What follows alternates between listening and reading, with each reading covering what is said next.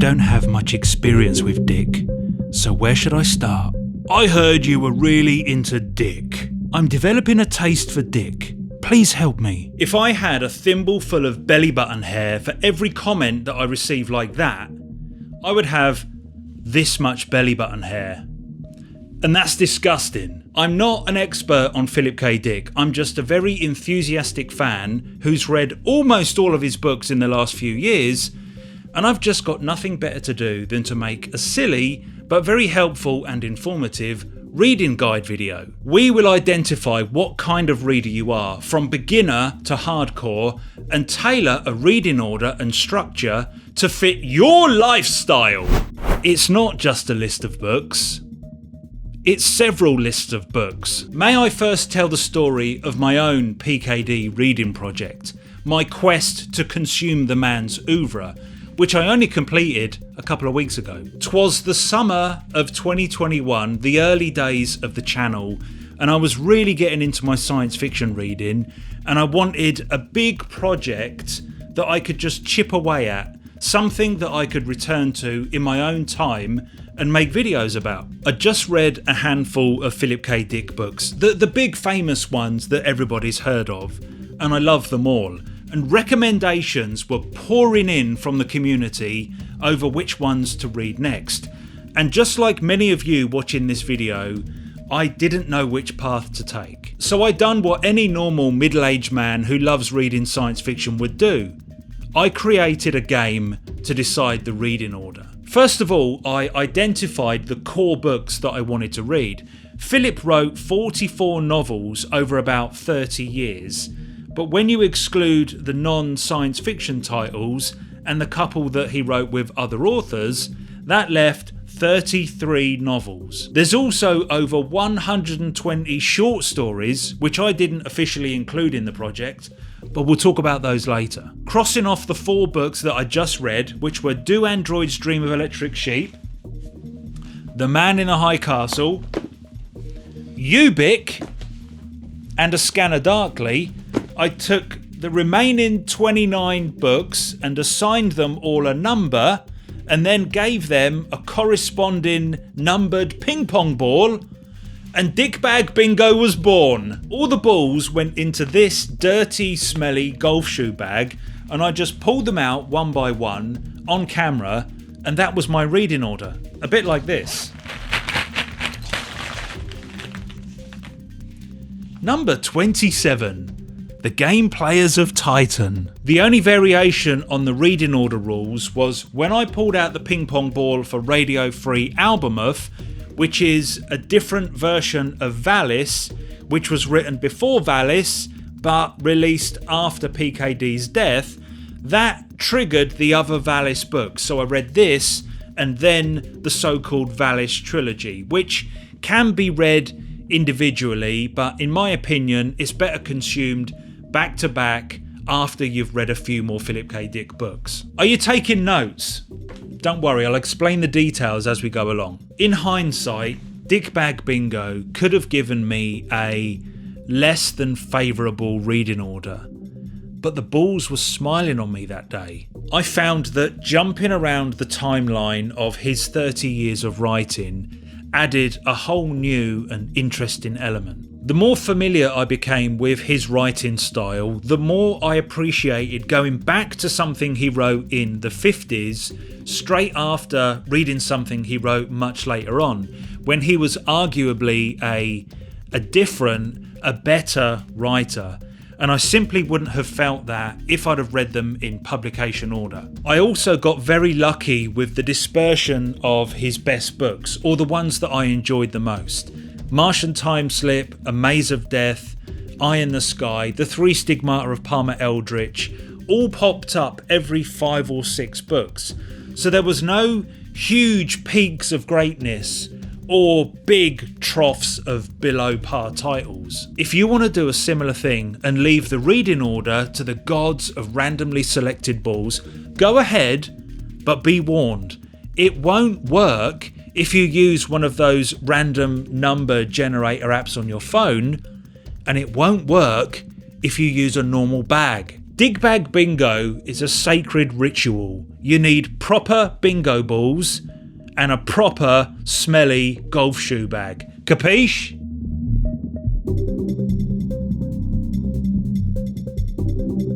You are a noob. You've never read a single Philip K. Dick book in your entire life. You don't read much at all.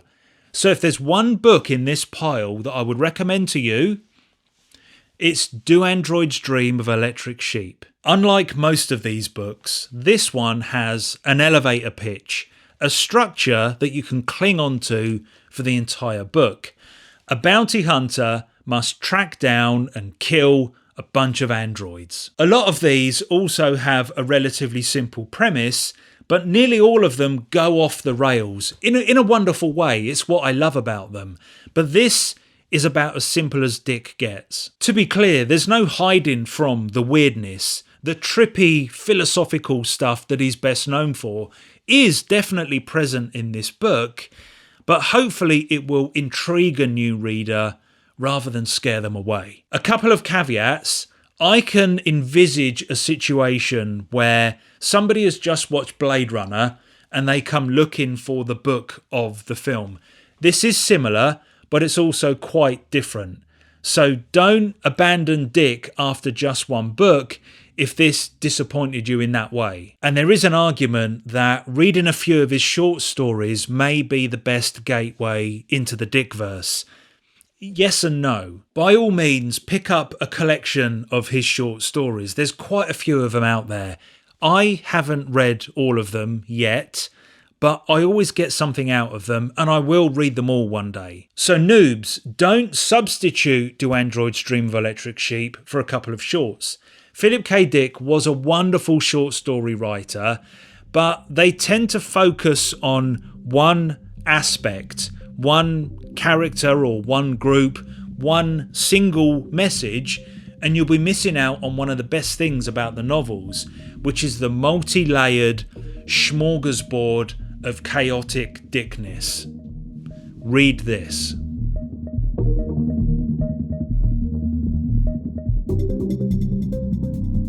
I have 5 books for those of you that want to go a little bit further. You understand that an author with such an impressive bibliography cannot be judged on one book alone. But also, you know that you're never going to read all 33 of these books. You want to taste the Dick, but not be swimming in Dick. In this order, you will once again start with Do Androids Dream of Electric Sheep, Eye in the Sky, The 3 Stigmata of Palmer Eldritch. Then you're going to read Ubik, and then you're going to finish with A Scanner Darkly. In my opinion, of course, this is almost, but not quite, his best work. But more importantly, it will give you that lovely bounce around the timeline of his writing. 3 of these are from that really rich, prolific period in the 1960s. Eye in the Sky is 1955, and I think it's the best book from the early days, probably. And A Scanner Darkly comes much later and is the perfect finishing statement. I think this one hits a lot harder the more you know about the man himself. But even if you don't care about the real world, the non-fiction, you'll still notice a different, more mature, better edited, maybe deeper, darker style than in these books. With just this fistful of dicks, you will experience the whole dick salad of drugs, flying cars, living on the moon, melting realities, alternate histories, post-apocalyptic paranoid simulacra.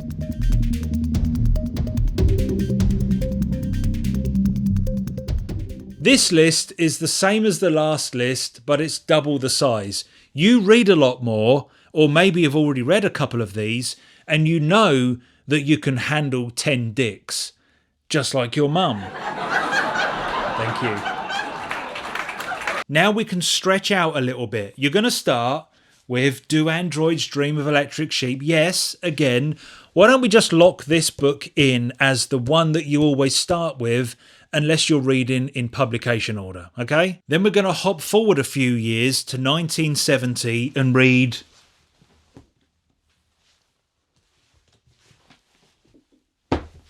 Give me a minute.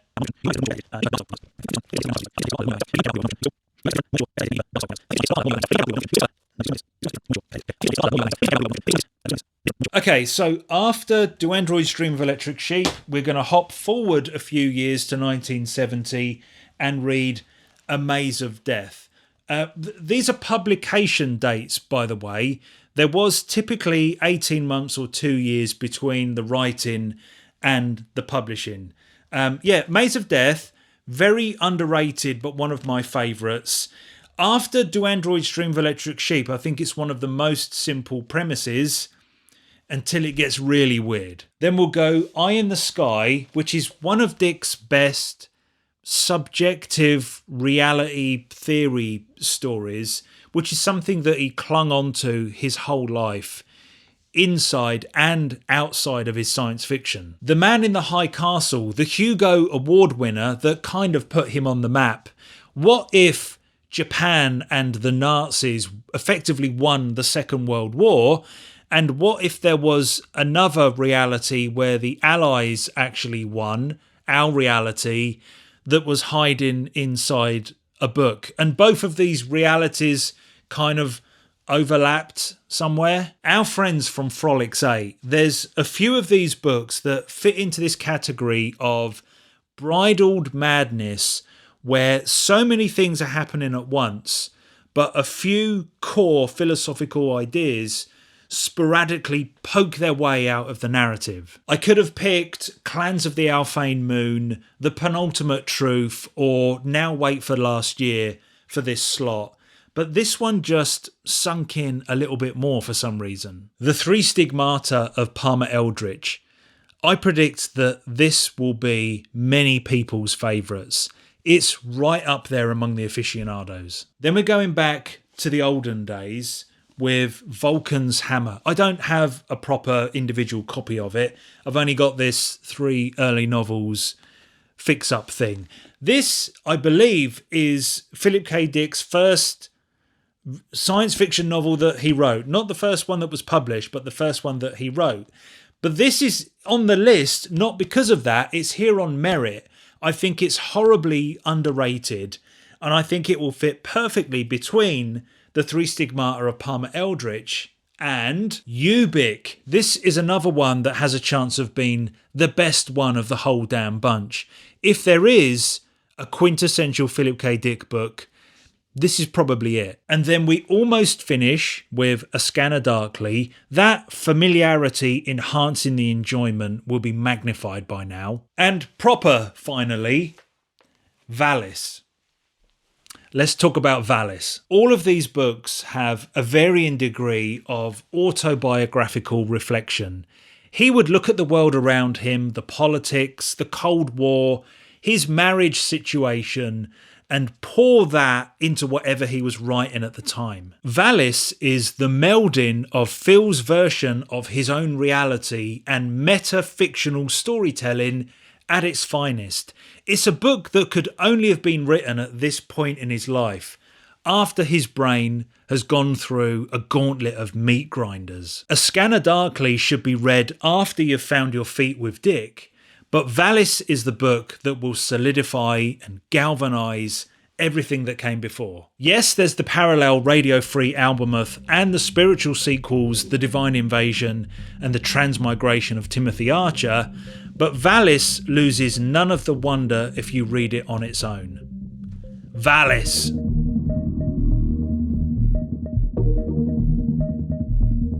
Let's assume that if you're going to read more than 10 Philip K. Dick books, there's a good chance that you're going to read them all. Well, these 33 anyway. So why not just read them in publication order, which is almost the same as the order that they were written in. There is a little bit of shuffling around at the beginning of his career, and Radio Free Albemarle, Lies Inc., and We Can Build You are slightly out of sync. I think composition order is always valid. Of course, that's almost the order that you would have bought and read them if you were actually there at the time. But that would have been over a period of about 27 years without the advantage of retrospect and modern analysis, if that's what you really want. You would experience that hyper middle phase of his career in pseudo real time. He wrote 12 of these between 1962 and 1964, and you would definitely feel the shift in attitude and emotion in A Scanner Darkly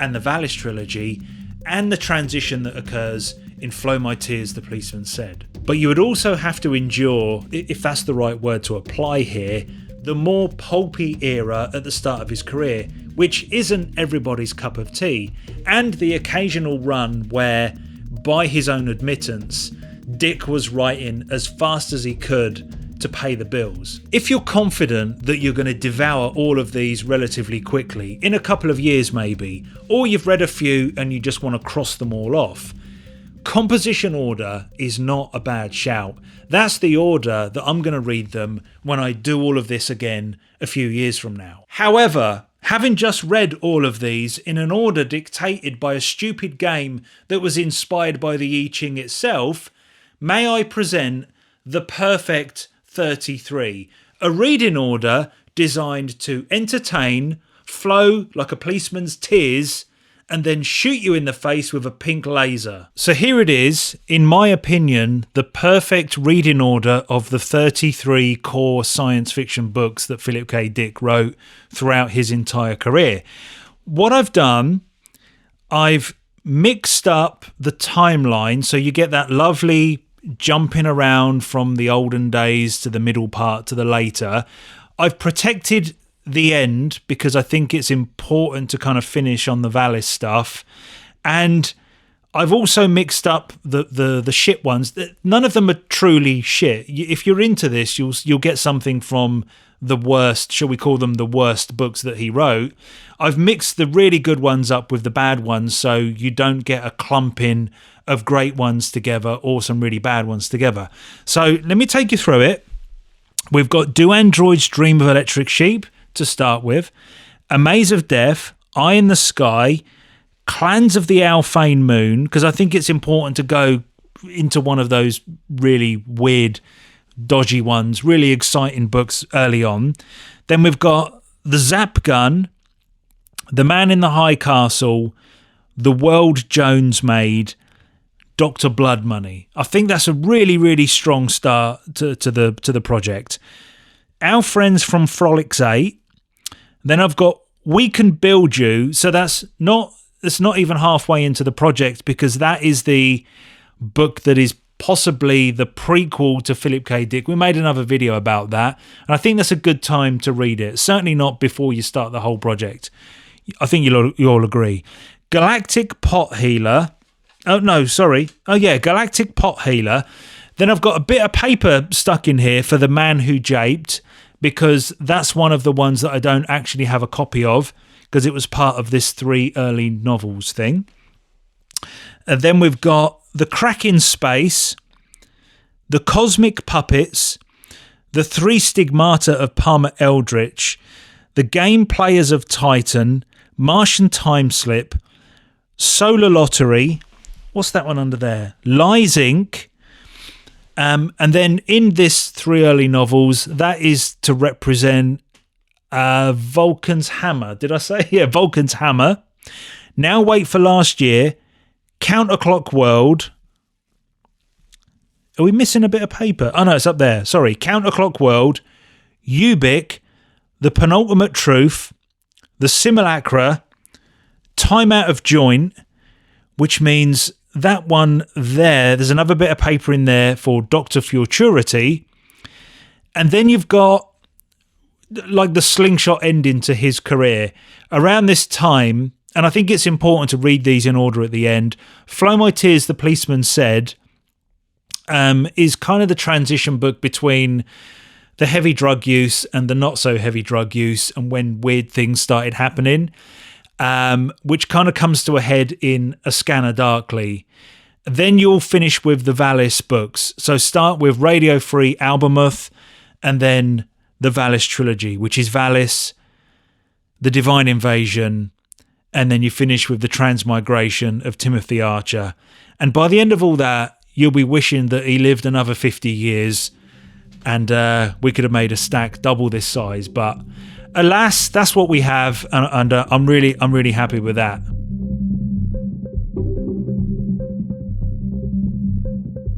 But hang on a second, there's a lot more to offer than just these 33 novels. What if you wanted to read everything that Philip K. Dick ever wrote? The way I see it, you have several options.